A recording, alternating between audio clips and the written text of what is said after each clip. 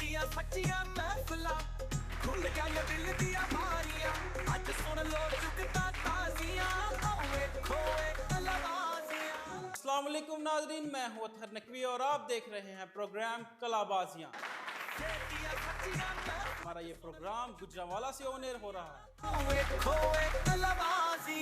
तशद्दद कीते ने मैं धोती ते बनियान पा के बैठी जा जिदों हंसां दी रात ते फुल्लां दी बारिश करो। ये तो इतने बदकिस्मत है, इनके पैदा होने पे सबसे पहले इनके माँ बाप शर्मिंदा हो जाते हैं।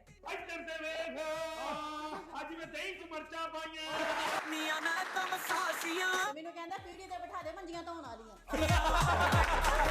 ਚਾਰ ਇੱਕ ਦਾ ਮਸਾਲਾ ਲੱਗਾ ਕਿ ਤੇਲੇ ਉੱਥੇ ਕਿਸੇ ਬੱਚੇ ਦਾ ਪਾਣੀ ਵਾਲਾ ਪਿਸਤੌਲ ਪਿਆ ਸੀ ਤੇ ਉਸ ਕੇਸ ਦੇ ਵਿੱਚ ਮੈਨੂੰ ਅੱਗੇ ਲੈ ਆਂਦਾ।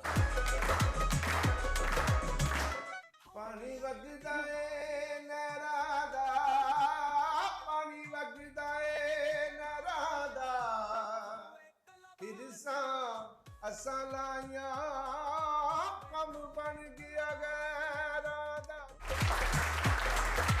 ਮੈਨੂੰ ਕਹਿੰਦਾ 1000 ਰੁਪਇਆ ਦੇ ਜੁਮੇ ਨੂੰ ਲੈ ਲਈ ਮੈਂ ਦੇ ਦਿੱਤਾ। ਅੱਜ ਜੁਮਾ ਹੀ ਅੱਜ ਵਾਪਸ ਦੇਣੇ ਸੜੀ ਮਰ ਗਿਆ ਹੀ।